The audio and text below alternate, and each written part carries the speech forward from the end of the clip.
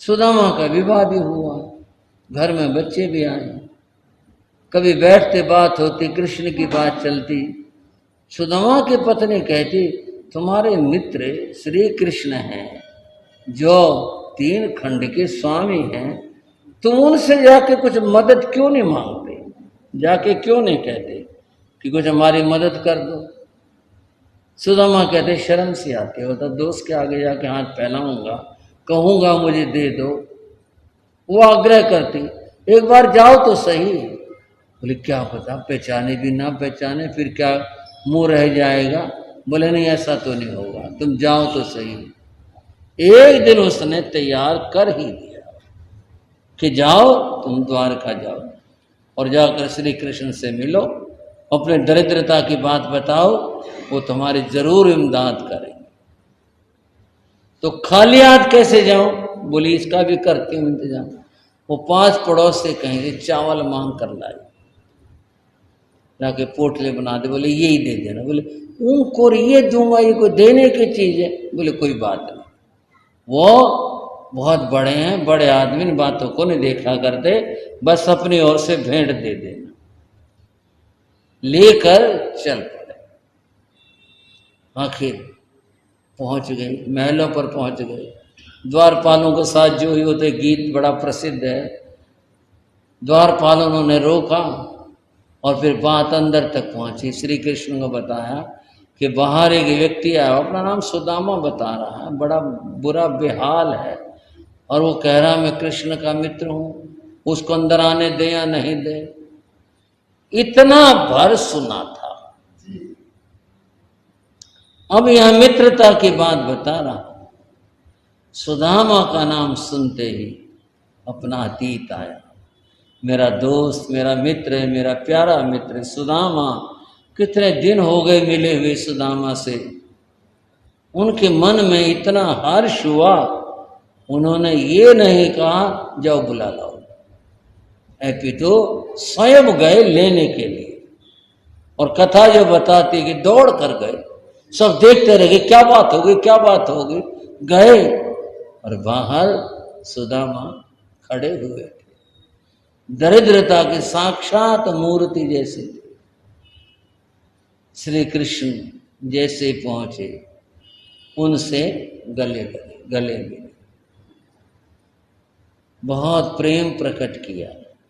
मित्र थे, 2 मित्र मिले, इतने वर्षों के बाद मिलना हुआ। श्री कृष्ण यही कहते रहे, अरे सुदामा तू इतने दिन में आया, तूने याद नहीं किया, मैं तो यहाँ राजकाज में फंसा रहा और तू आया नहीं। बस मैं आ नहीं पाया। बतियाते हुए अंदर चले गए, सिंहासन बिछा था जहाँ कृष्ण बैठे थे, बोले यहाँ बैठो। सुदामा संकोच में पड़े, तथा मेरे तो पैर भी मैले हैं, मेरे तो कपड़े भी ऐसे हैं, इतना सुंदर सिंहासन में इसके ऊपर बैठूं। बोले बैठो, हाथ पकड़ के बैठाया। साथ में श्री कृष्ण बैठे, पूछना और क्या हाल है, कैसे हो, कैसे रह रहे हो, और क्या कहते, ठीक है सब, यही सब कहा। आए हुए अतिथि के चरण धुलाने का भारत में बड़ा रिवाज रहा। और तो क्या, अतिथि के चरण तो धुलवाते ही थे। अगर घर में कोई पशु खरीद के लाए ना, उसके भी पांव पर पानी डाला करते। है किसी को पता? भाई राम ने, इसने तो हाँ भरी इस बात की। पशु लाते ऐसे घर में नहीं, ऐसे ले आते थे, दरवाजे पे खड़ा करके और उसके लोटे से उसके खुरों पर पानी डालते थे, यानी उसके पांव धुलवाते थे तो उसको अंदर लेते थे। ये एक सत्कार और सम्मान था। पशुओं के साथ भी ऐसा करते थे गांव में। और अतिथि की तो बात ही का, उसका तो बहुत आदर मान करते थे। श्री कृष्ण आदेश दिया, पानी लेकर के आओ, परात लेकर के आओ। पानी आ गया, परात आ गई, और कृष्ण बोले पांव मैं धोऊंगा। सेवक कह रहे थे पांव हम धोते हैं। रानियां बोले नहीं पांव हम धो देंगे, आप रहने दो। बोले नहीं कोई नहीं, मित्र मेरा है, मैं धोऊंगा। और सुदामा मारे संकोच के बेचारे, नहीं नहीं नहीं नहीं, मैं तो अपने आप धो लूंगा, रहने दो रहने दो, ये मत करो ये मत करो। और कृष्ण तो बैठ के पांव पकड़ लिया, परात में रख लिया। बंद हुआ, पांव धोने की बारी आई। पानी रखा हुआ था, पांव धोने थे। कवि जिन्होंने कहा, पानी परात को छुओ नहीं, पानी तो छुआ भी नहीं। पानी परात को छुओ नहीं, नैनन के जल से पग धोए। पाँव तो धोए, पर आंखों के नीर से धोए। श्री कृष्ण ने, अरे मित्र तुम्हारा ये हाल, तुम इतने दुखी और तुम आए नहीं इतने दिन से, तुम्हारे पाँव में तो बीवाइयाँ फट गई, तुम्हारे पाँव का ये हाल हो रहा है। उनका दुख देख करके कृष्ण रोने लगते हैं और आंखों से जो पानी गिरा उससे सुदामा के पांव। कितनी बड़ी बात। स्थिति यह है कि भी गरीब अगर मित्र कोई आ गया उसको तो ठहराएंगे भी ऐसी जगह के ऊपर जहां यूं रहता भी जमीन खराब हो जाएगा, हमारा तो गद्दा खराब हो जाएगा, ऐसे भाव रहते हैं। वो लोग क्या जाने मैत्री के भाव को। मैत्री तो यह है। पांव धो लिए, पांव धोने के बाद में पहुंच दिए। अब कृष्ण पास में बैठे। सुदामा बड़े संकोच में थे। मैं भेंट तो कुछ लाया नहीं, लाया भी बताओ क्या दो इनको, इनके लिए। उनके पास चावलों के पोटली थी, वो अपने इधर रख ली। कृष्ण ने कहा कुछ है जरूर। उन्होंने उधर ध्यान देखा और पीछे सरकार को उधर कर ली। सुदामा तेरी आदत गई नहीं, क्या बात हो गई? कान्हा तो तब भी अकेला तूने चबेना खाया था, आज फिर तो मेरा हक मार करने बैठा हुआ है। ये बता लेके क्या आया मेरे वास्ते? दे दे मेरी चीज दे, भाभी ने क्या भेजा ला जरूर दे। और फिर वो चावल ले लिए, पोटली ले ली, खोले, हाँ बड़े सुंदर चावल आया। और तू लेके बैठ गया, ये खुद खाए कच्चे चावल, सबको बांटे, लो खाओ, मेरे दोस्त का उपहार है, ये मेरे मित्र का उपहार है, सबको दिया बांटा।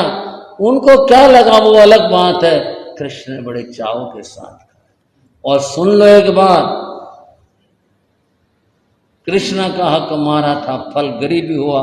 कृष्ण ने उसके चावल खा करके वो जो अंतराय कर्म था उसका वो दूर किया। वो चावलों का मामला बड़ा गंभीर मामला है। यूं ही नहीं था वो चावल लिया चावल का, नहीं नहीं, उसके चावल खा करके वो जो उसने कर्म बांध लिया था और उनका हक मार लिया था, वो खा करके उस कर्म को दूर करवाया। और जब वो कर्म अंतराय टूटा, सब कुछ ठीक हो गया। सुदामा रुके, जितने दिन रुकना था, फिर जाना भी था, लौटे। कृष्ण ने जो भी कुछ था पहले से करवा दिया। वहां अच्छा सुंदर मकान भी बन गया, महल बन गया, और सारी बातों की मौज हो गई। जब सुदामा वापिस आते हैं, देखा हमारी झोपड़ी थी यहाँ, ये क्या हुआ, हमारी झोपड़ी कहाँ चली गई, महल किसने बना लिया। जब पति ने बच्चों को देखा तो पूछा, उन्होंने कहा आपको पता नहीं, आपके मित्र के आदमी आए थे, उन्होंने ये सब कुछ कर दिया। मैंने तो वहां कहा भी नहीं, मैंने तो कुछ बताया भी नहीं। यही तो बात होती है, बड़ा बिना कहे और बिना बताए सब कुछ इस तरह से हो जाना, यही तो बड़ी बात होती है, यही तो विलक्षण बात होती है। बंधुओं, आज कृष्ण जन्माष्टमी का दिन है। बहुत सारी बातें हैं श्री कृष्ण के जीवन की। मैंने कहा बहुत चर्चित बातें हैं, लेकिन उनको थोड़ा सा सोचो विचारो और उन गुणों को अपने जीवन के अंदर भी उतारो। समय हो रहा है, मैं चर्चा को विराम देना चाहूँगा। एक बात और कहना चाहूँगा, और वो यह है, श्री कृष्ण को गायों से बहुत प्रेम, और वो कहा करते, गाय मेरे आगे हों, गाय मेरे पीछे, गाय मेरे दाएं हों, मेरे बाएं हों, और मैं गायों के बीच में वास करूं। ऐसा गवाम मध्य बसाम में हम, मैं गायों के बीच में रहूं, ये उनकी उत्कृष्ट भावना। गायों से बहुत प्रेम था। और आज बंधुओं भारत देश में ठीक है कुछ थोड़ी सी चेतना आई है, कुछ गौशालाएं खुलने लगी हैं, खुली हैं, लेकिन फिर भी गायों की दशा अच्छी नहीं, आज भी अच्छी नहीं है। गायों की दशा बड़ी खराब है। कृष्ण की भक्ति तभी होगी जब गौ सेवा होगी, गायों की सेवा होगी, तभी कृष्ण भक्ति होगी।